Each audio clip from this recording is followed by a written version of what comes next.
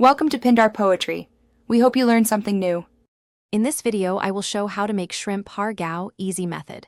Start by preparing peeled shrimp, minced aromatics, and a light binder for the filling. We will mix the filling, make a pliable translucent wrapper, assemble uniform dumplings, and steam them gently to preserve texture. I will share small tips for folding, preventing sticking, and adjusting moisture so your har gow come out tender and glossy every time. Before assembling, chill your shrimp and keep ingredients cold to preserve springiness.